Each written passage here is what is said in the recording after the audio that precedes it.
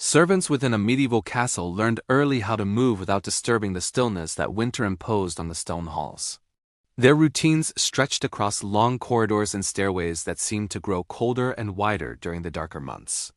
Each movement was careful, not only to preserve quiet, but to conserve warmth, as even small exertions had consequences when followed by long pauses in cold air.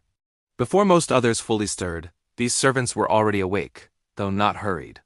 Rising from their own modest sleeping spaces followed the same slow rhythm as the castle itself. Blankets were folded deliberately, straw beds smoothed by hand, clothing adjusted layer by layer. There was no sudden transition from rest to labor. The body eased into motion, aware that haste led to chill rather than comfort. Footsteps echoed softly against stone floors worn smooth by centuries of use. Shoes met the ground gently, leather soles stiff from cold. Each step was placed with intention, avoiding unnecessary noise that carried farther in winter air. Sound behaved differently then, traveling along walls and ceilings, bending through passageways, lingering longer than expected. Long corridors required patience. Torches were spaced far apart, their light weak and uneven. Shadows pooled between them, deep and unmoving. Servants passed through these spaces daily, sometimes dozens of times, learning the subtle variations in temperature along the way. Near outer walls, the air felt sharper. In inner passages, it was slightly calmer, though never warm. Carrying water demanded particular care. Buckets were heavy, the metal rims cold against skin even through gloves. Sloshing was minimized, not only to prevent spills but to avoid drawing attention.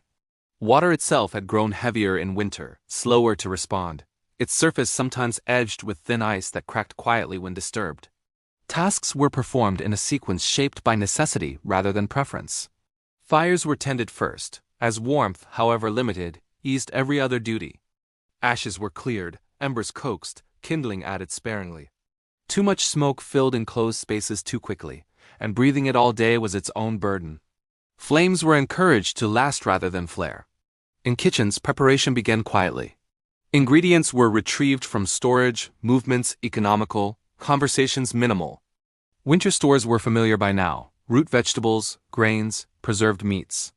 The act of cooking itself provided brief relief from the cold, heat radiating outward for a short time before dissipating into stone walls that absorbed it without response. Cleaning followed its own winter rhythm. Water froze quickly, so it was used sparingly. Cloth stiffened when damp. Floors were swept rather than washed when possible.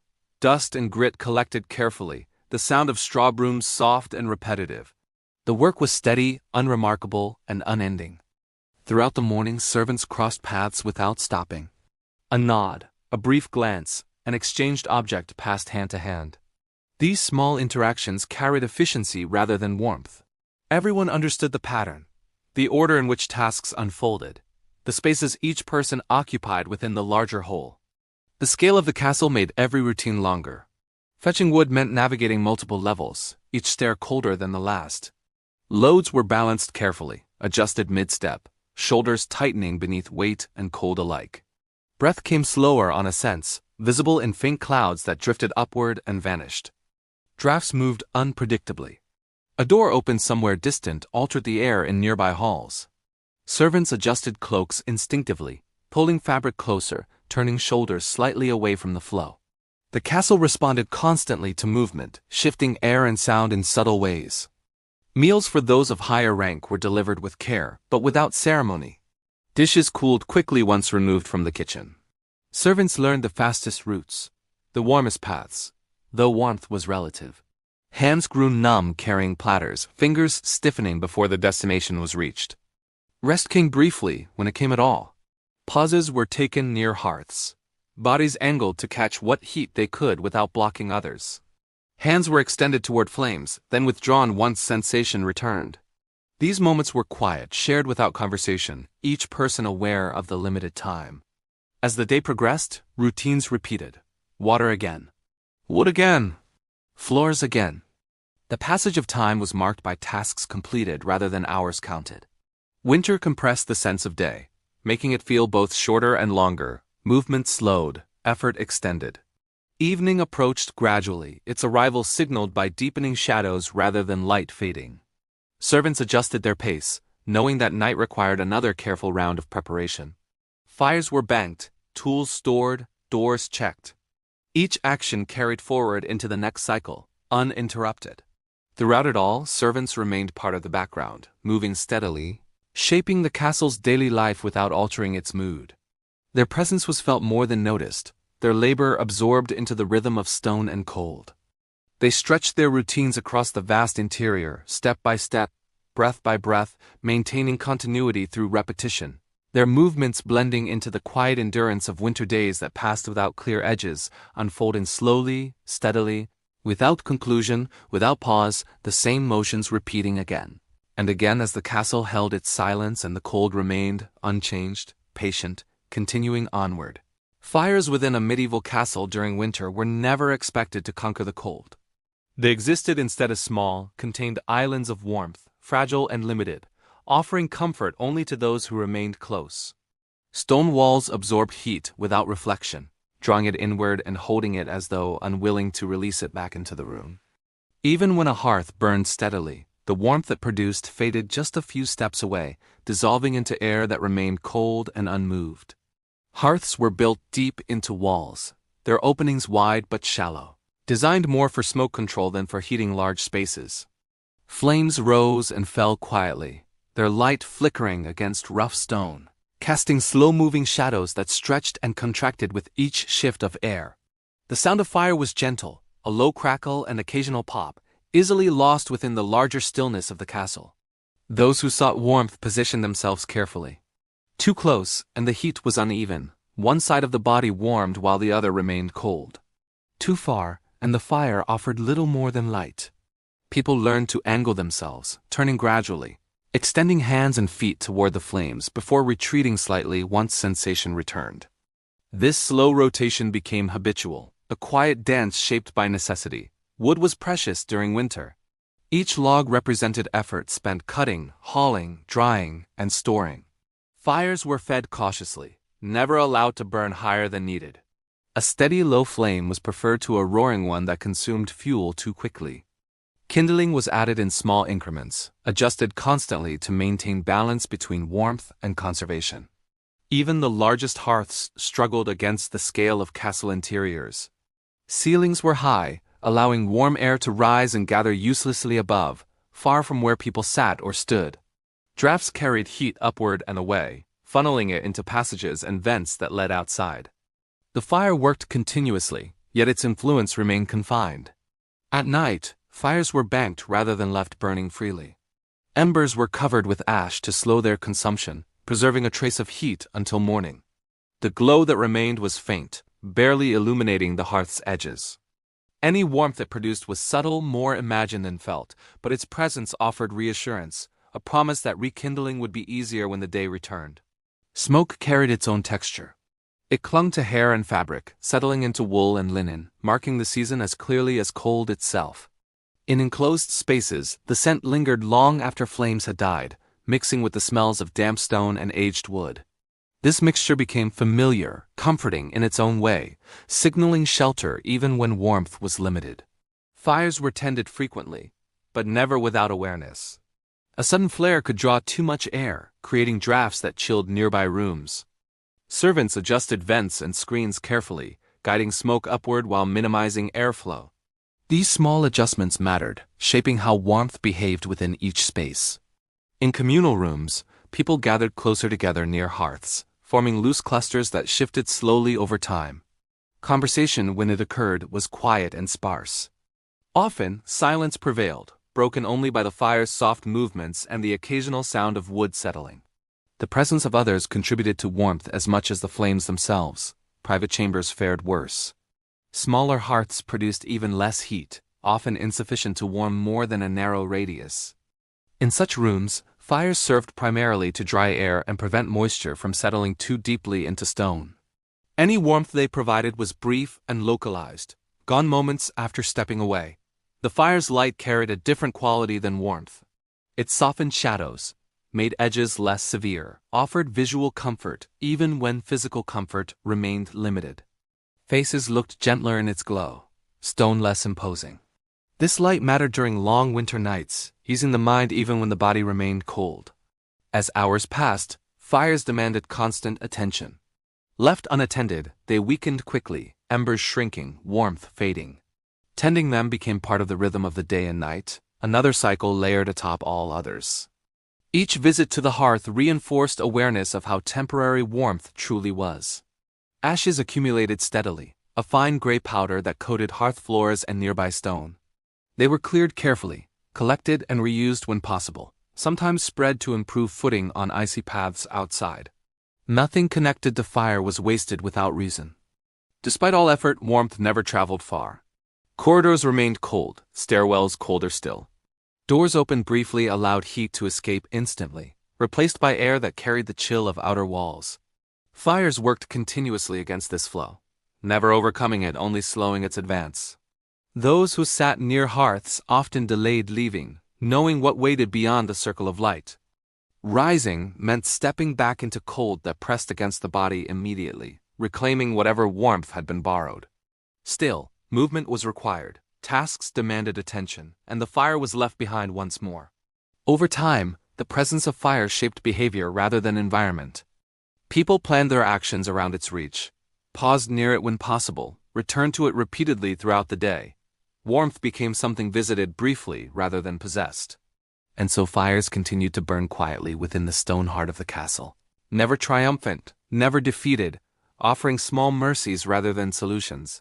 Their heat confined, their light gentle, their role accepted without expectation, remaining steady and patient as the cold endured around them, the warmth fading gradually with distance, the glow persisting softly, the cycle repeating without change as winter days and nights flowed onward in the same measured way, the fire always present, always limited, always just enough to notice and never enough to forget the cold that surrounded it. Water in a medieval castle during winter was never abundant in the way it might be imagined in warmer months. It existed as a resource to be carefully measured, guarded, and preserved, often at the mercy of frost that crept into every container left unattended. Buckets were lined with cloth or straw when possible to prevent freezing overnight, and every drop was accounted for before it disappeared into daily tasks. The cold made water heavy and slow, its surface sometimes forming a thin, delicate layer of ice that cracked under the lightest touch, sending tiny ripples outward before settling once more. Drawing water required careful attention. Each step from a storage cistern or well involved navigating uneven stone floors, often slick with moisture or frost. Hands, already chilled by the air, met the cold metal of pails and chains, numbing quickly even through wool gloves. A slow, deliberate rhythm was necessary to avoid spills, splashes that could freeze immediately on contact with stone or wood, creating hazards that lingered throughout the day. The sound of water moving, usually quiet, was amplified in empty corridors, echoing slightly against walls and ceilings before dissipating into silence once the bucket was returned to its place. Within chambers, water was handled with similar care. Washing was performed sparingly, often with cold water that stung the skin but sufficed for basic cleanliness. Cloths were wrung out slowly, draped over low surfaces to dry, occasionally replenished with warmth from nearby hearths to accelerate the process. Even this minor warmth was fleeting, and careful management ensured that water did not escape too quickly, lost to the stone or absorbed into linen before its task was complete. For cooking, water required constant attention. Stews and porridges demanded precise amounts, and the act of transferring it from one container to another had to be executed carefully, or heat and liquid could be lost, weakening meals and extending preparation time. Water that had begun to cool could be warmed again over fires, though the process was slow and labor-intensive, and every effort had to be made to avoid wasting what was already scarce. The act of pouring, stirring, and measuring became a quiet, rhythmic routine that shaped the pace of life in winter. Outside, frozen surfaces limited access to additional supplies. Snow could be melted, though this required fuel and time, and the result was never as abundant as the needs of a household demanded. Wells sometimes froze at the surface, chains and buckets stiffened, and the rhythm of drawing water became slower and more deliberate, a careful negotiation with the season. Each journey to and from a source was weighed against the effort it required, particularly in bitter winds that penetrated cloaks and gloves alike. Animals required water as well, their troughs filled with care and monitored constantly. Ice was broken when it formed, hands protected by layers of cloth and leather. Livestock moved slowly in the cold, pressing together for shared warmth, sometimes jostling each other near the trough, careful not to spill precious water while drinking. Servants learned to anticipate these movements, timing refills and adjustments to match the slow, steady rhythm of the animal's needs. Within kitchens, the movement of water shaped every aspect of preparation. Pots were rinsed and reused, basins refilled, and the act of cleaning became a series of small, careful motions designed to conserve as much liquid as possible. Spills were minimized, dropped droplets quickly wiped up or collected. Steam rising from warmed water carried moisture into the room, a minor relief from the dry, cold air, but a fleeting comfort as it dissipated within minutes. Even in private chambers, water was a quiet presence. Vessels kept close to beds offered minor convenience, a small touch of warmth as hands reached for them. Yet they required management to prevent freezing overnight. Cloth or straw was wrapped around containers, and they were positioned near weak radiance from embers or lamps. Water was thus incorporated into the slow choreography of life, handled gently, deliberately, always attended to, but never fully mastered. The act of drawing and managing water created a rhythm that was repeated throughout the day. Buckets were retrieved, carried carefully, used for cooking, washing, animal care, and finally returned. Each step demanded attention, movement measured against cold, sound minimized against the echoing halls. This routine defined the pace of winter life, shaping habits and expectations, and blending into the background of existence within stone walls. Silence often accompanied water-related tasks. The rush and flow of liquid became part of the castle's subtle soundscape, harmonizing with creaking beams, muffled footsteps, and the soft crackle of fires. Even the small noises of dripping or sloshing carried weight, noticed because other sounds were muted in cold, dense air. This auditory pattern contributed to the sense of time passing slowly, each movement deliberate, each task extended by the demands of frost and cold. Despite careful attention, accidents occurred.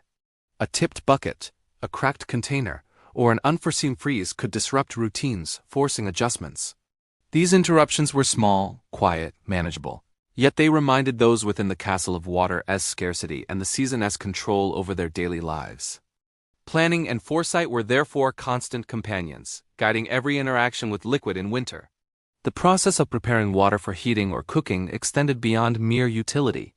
Each movement required awareness of temperature, distance, and timing.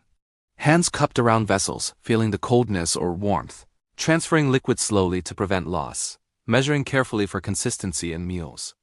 These tasks were repeated countless times, day after day, building endurance and shaping behavior around the subtle influence of cold and scarcity.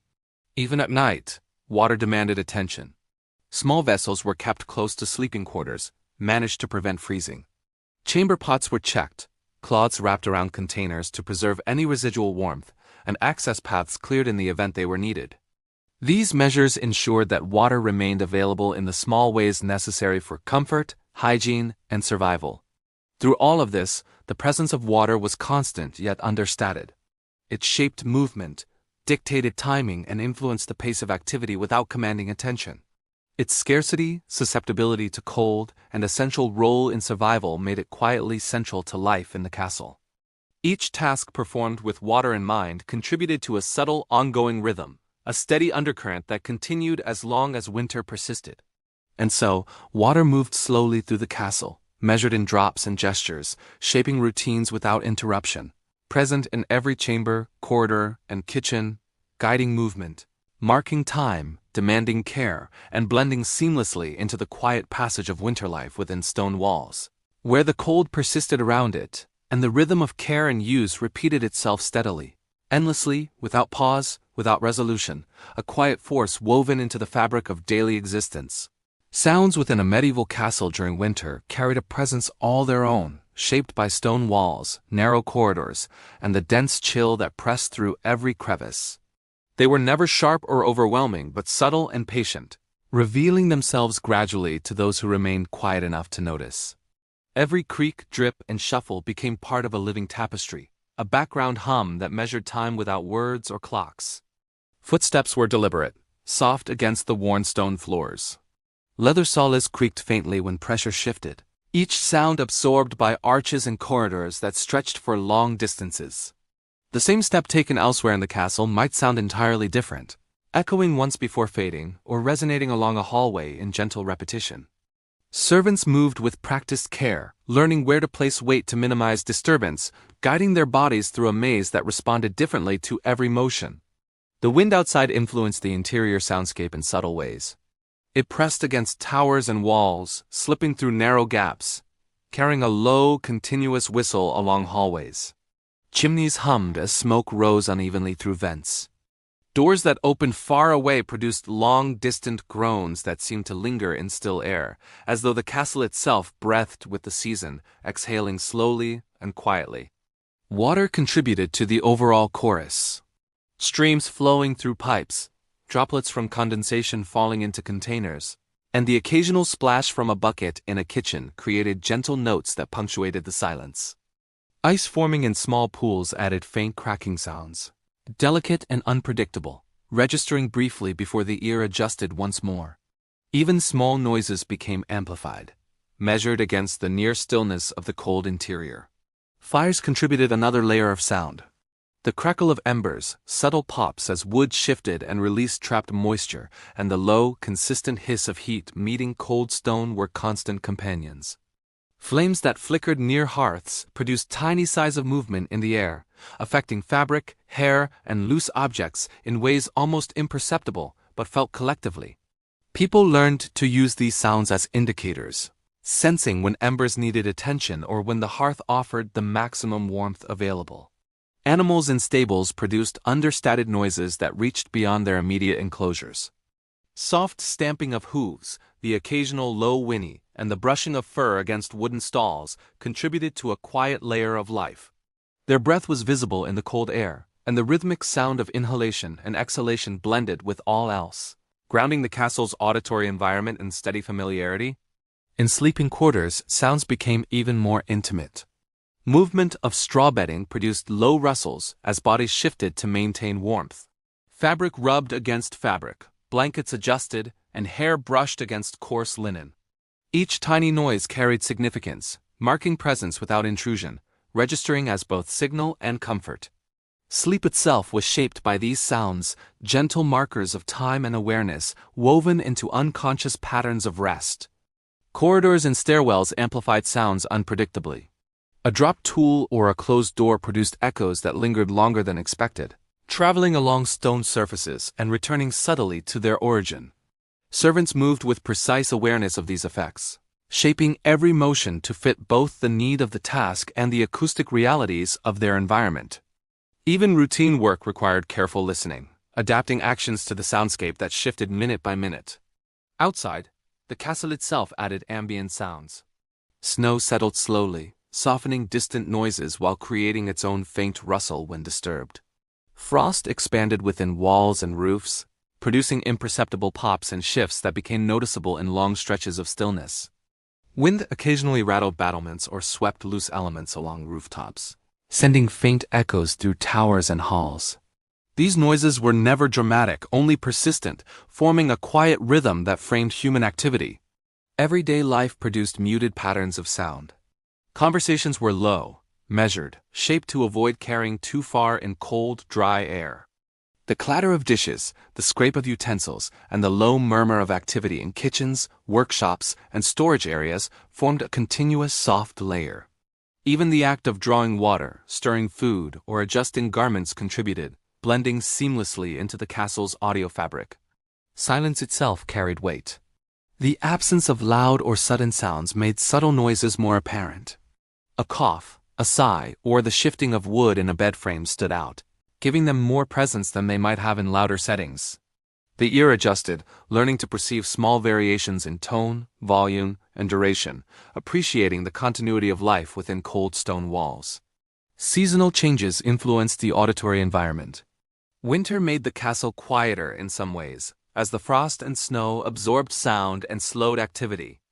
Cold metal, stiffened wood, and frozen surfaces produced sounds that were slow, dull, and occasional. Ice cracking or snow shifting outside became part of the ambient music of the day, predictable yet varied enough to remain interesting to those attuned to it. Time passed in these subtle layers of sound.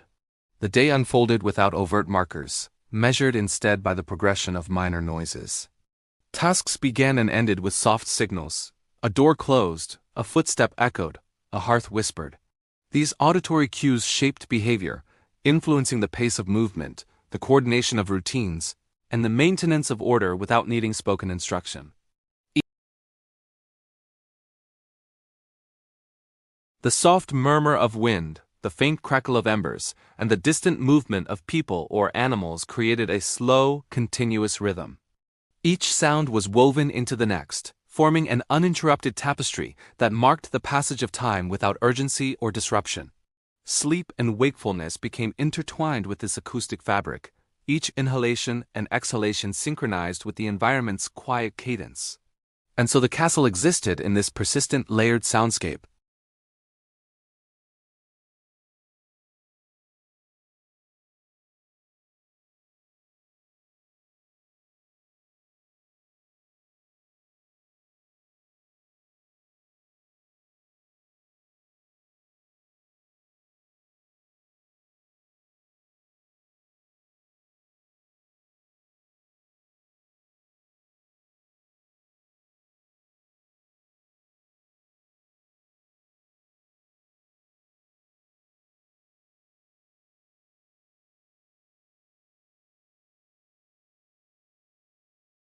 The passage of time within a medieval castle during winter was subtle and almost imperceptible, marked less by clocks or instruments than by the slow rhythm of daily life and the muted changes of light and sound.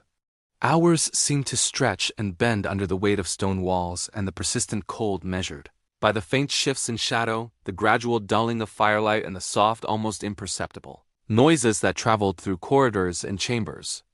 Each moment blended into the next, a continuous, unbroken flow that carried inhabitants forward through the long, cold season without sudden interruption or obvious distinction between day and night. Morning arrived quietly, its presence hinted at by a pale glow that slipped through narrow windows, brushing the surfaces of stone and wood with soft, colorless light. The cold remained unchanged, pressing steadily against walls, floors, and the bodies within. Breath emerged in delicate clouds, disappearing slowly into the air, as if time itself conformed to the same unhurried pace as movement and thought. Sleep receded gradually, leaving the body aware of temperature and texture before fully conscious, shaping a gentle transition from rest to action that extended over many minutes. Routines were anchored to this gentle sense of time rather than precise measurement. Tasks began in sequences learned through experience: tending fires, drawing water, preparing food, checking on animals. Each step carried a quiet rhythm, repeated day after day, week after week. The repetition created continuity, a stable undercurrent that allowed individuals to navigate the cold and darkness without urgency, relying on pattern and habit to structure their day.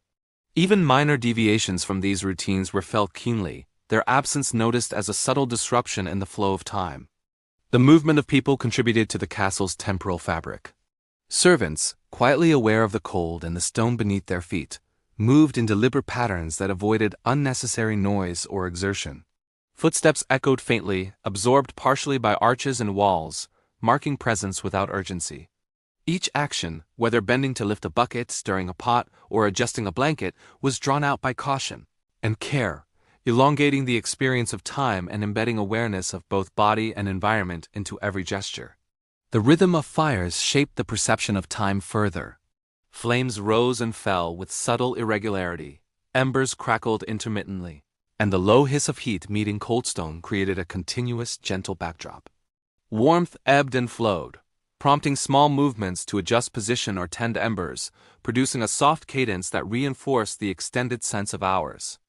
Shadows danced slowly across walls, stretching and contracting with light and movement, offering visual cues to the passage of time in a manner so gradual that it felt more like a slow tide than a measurable progression. Water played a similar role in marking time. Buckets were drawn from wells or storage cisterns, carried carefully to kitchens or chambers, and used sparingly for cooking, cleaning, or washing. The act of drawing and handling water required patience and awareness, each small motion extending the moment. The faint sound of water spilling or dripping, the occasional crack of ice forming and breaking, became temporal markers, blending seamlessly with the overall rhythm of life in the castle. The presence of animals reinforced this perception. Livestock moved slowly within stalls, their hooves tapping against wooden floors, breath rising in visible puffs, occasional low calls punctuating silence. Feeding and care required measured effort, attention to detail, and gentle timing. Their daily needs provided a framework for the passage of time, the repetition of which marked hours as clearly as any tool could, shaping the sequence of activity without urgency. Sound itself, in all its subtle variations, became a method of tracking time. A door opened, a tool shifted, a blanket rustled, a fire crackled, a step echoed, all combined into a persistent, continuous backdrop. Listeners adjusted instinctively to these auditory cues, the castle's inhabitants moving and acting in response, pacing themselves according to the slow, natural cadence that these sounds established. Even in the quietest moments, sound marked presence and progression, allowing awareness to persist without requiring conscious attention. Light, though limited and muted, also guided perception. The pale sun barely penetrated thick clouds, and windows admitted only narrow strands of illumination. Shadows lengthened imperceptibly as the day unfolded, deepening the sense of hours passing without abrupt change. Torches and fires supplemented this light, their glow ebbing and flowing alongside activity, reinforcing a gentle, continuous awareness of time. The gradual dimming of daylight and the subtle increase of artificial light produced transitions, so soft that the body and mind moved through them almost without noticing. Cold contributed to this elongated sense of time. Temperature changed imperceptibly through the day, sometimes dipping slightly as wind shifted, sometimes stabilizing when sun lighted upper walls, yet never offering the warmth or relief modern life assumes. Bodies responded in small ways, shoulders hunched, limbs flexed or adjusted, breaths drawn slowly and deliberately. These micro-adjustments reinforced awareness of passing moments, extending perception by embedding it in sensation rather than cognition. Meals punctuated time without urgency. They were prepared slowly, often in small quantities, sometimes consumed with a quiet pace dictated by cold or preservation of warmth. Steam rose and drifted, a visual marker of activity. Heat radiated locally and briefly, and eating became a deliberate, measured act. Conversation was minimal, subdued by cold and necessity, allowing meals to blend into the surrounding rhythm rather than interrupt it. Sleep itself was part of this temporal experience. Even as night returned, the transition from activity to rest occurred gradually. Bodies moved deliberately, clothing adjusted, blankets positioned carefully. The cold persisted, so movement was slowed, eyes closed gently, breath modulated, and awareness maintained just enough to respond to minor shifts in warmth or sound. Sleep flowed without sharp edges, the passage of night extending seamlessly into morning, just as hours had unfolded in daylight. Even minor events, such as the opening of a door, the dropping of a tool, or the arrival of a visitor, were absorbed into the slow unfolding of time.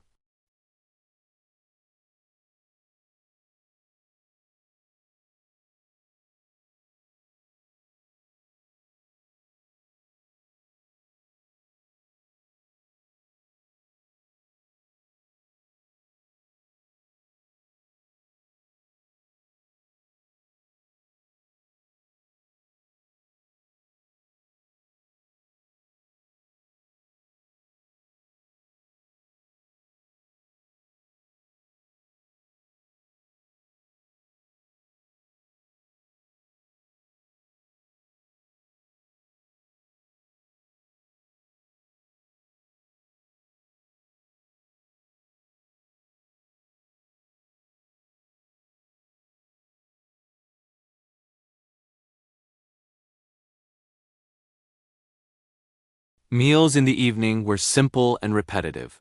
Stews, porridges, and bread were reheated over small fires, the warmth extending only to those seated nearby.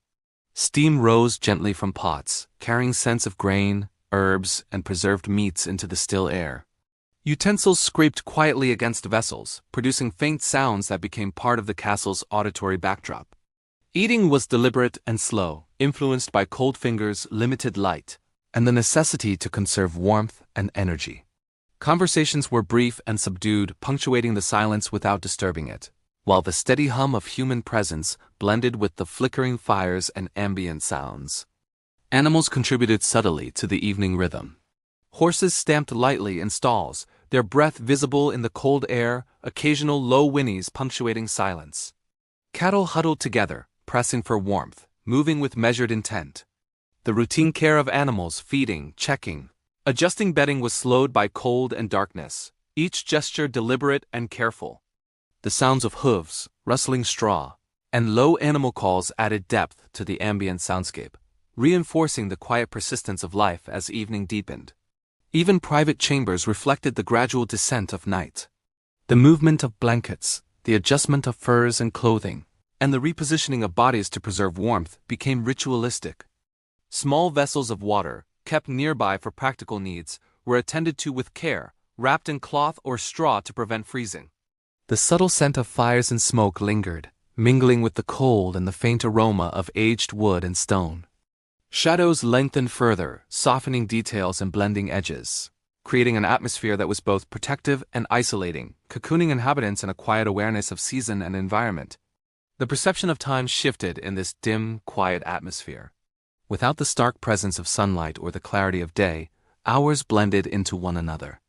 The distinction between dusk, evening, and early night was subtle, marked only by the fading light outside, the gentle decline of hearth warmth, and the soft layering of shadows along walls and floors. Inhabitants adapted instinctively, relying on habitual routines, bodily cues, and environmental markers to maintain a sense of order and structure. Movements became slower, gestures more deliberate, and awareness sharpened towards small changes in light, sound, and temperature. Even minor occurrences in evening hours carried amplified significance. A door opening far down a corridor, a sudden crack of ice outside, or the soft fall of a utensil on stone produced echoes that were immediately noticeable. These sounds, though minor, were absorbed into the ambient rhythm of the castle, reinforcing the perception of ongoing life while emphasizing the pervasive quiet of night. Attention became both active and passive, with ears attuned to potential disturbances but minds gradually relaxing into the steady cadence of evening activity.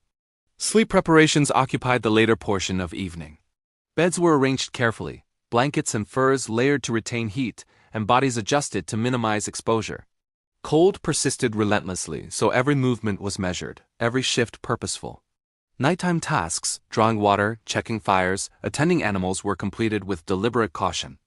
The environment demanded awareness, shaping how people interacted with space and objects, slowing actions to match the rhythm of the season. Even the castle itself seemed to settle in evening.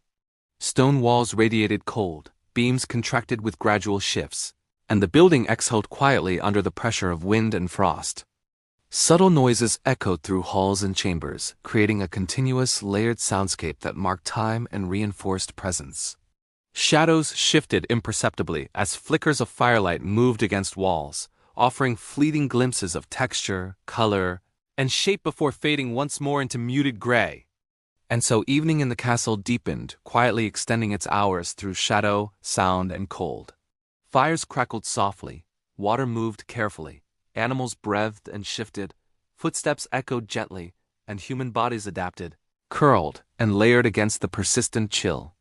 Time flowed slowly, marked by subtle cues, habitual motions, and environmental awareness, stretching moments into hours without interruption, creating a continuous, unbroken rhythm that carried through the long, reflective winter night. Shadows deepened and receded. Light glimmered faintly in hearths. Warmth ebbed and flowed with movement. Sounds lingered and faded in quiet cycles, and the cold remained constant, steady, and patient, enveloping every surface, every motion, every breath, shaping life in unhurried persistence, repeating endlessly, seamlessly, and naturally, without pause, resolution, or conclusion. The slow passage of night within a medieval castle during winter created an atmosphere that was both persistent and subtle, a continuous unfolding of time marked by gentle transitions rather than abrupt changes. Darkness settled gradually, deepening in the absence of sunlight and diffused through narrow windows, leaving rooms bathed in muted shades of gray and blue. The stone walls, cold and unyielding, absorbed what little light remained, reflecting it softly and unevenly, creating shadows that stretched slowly across floors and along arches. Every object became less distinct in this dim environment, edges softened, surfaces blending into one another, and the mind adjusted naturally to the lack of clear boundaries. The hearths continued to shape the night's rhythm. Fires flickered and hissed, sending intermittent warmth into immediate surroundings while leaving corners and distant walls chillier, their heat drawn upward rapidly by high ceilings. Smoke curled lazily, rising in slow spirals toward vents, twisting around beams, and drifting gently into rooms, carrying both the scent of burning wood and the subtle markers of time. The flame's intermittent crackle and pop became part of the auditory backdrop, a soft, continuous punctuation in the otherwise hushed environment, marking hours in a way that was unhurried and imperceptible. Footsteps were deliberate and minimal, moving softly across stone floors. The echo of a single step traveled far along corridors, bouncing lightly off arches and walls, creating a gentle reverberation that filled spaces without overwhelming them. Each movement was measured, reflecting both care for warmth and caution for sound, shaping the pace of activity within the castle. Servants and residents alike developed an instinctive awareness of acoustics, timing their motions to harmonize with the quiet environment, contributing subtly to the nocturnal rhythm. Cold permeated every chamber. It moved slowly through stone, creeping into corners, floors, and ceilings. Even thick blankets and layered clothing offered only partial resistance, leaving extremities chilled and requiring constant micro-adjustments. Hands were tucked, shoulders shifted, feet flexed, and bodies curled to retain warmth.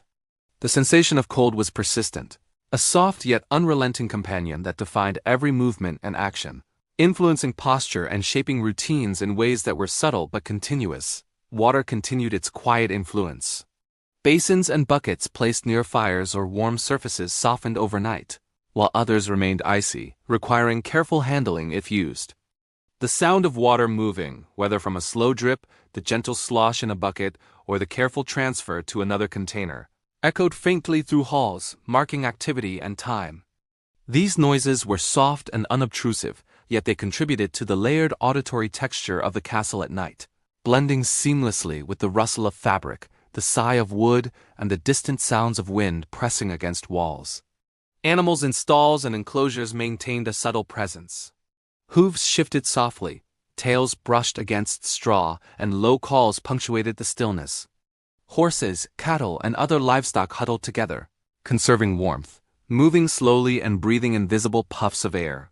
The gentle rhythm of animal life provided continuity, a predictable layer of sound and movement that framed human routines and reinforced the passage of time without urgency. Careful attention to these animals required minor movements.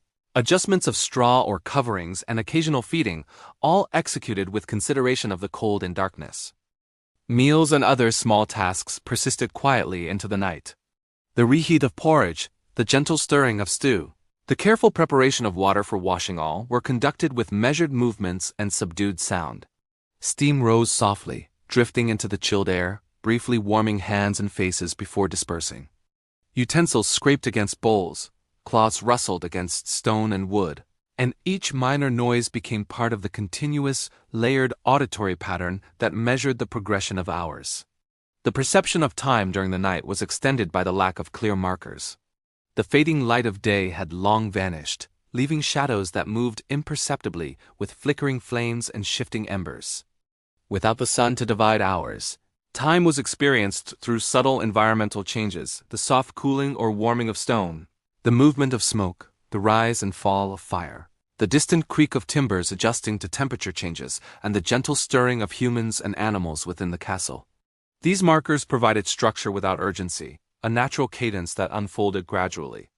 Even private chambers reflected the night's quiet persistence.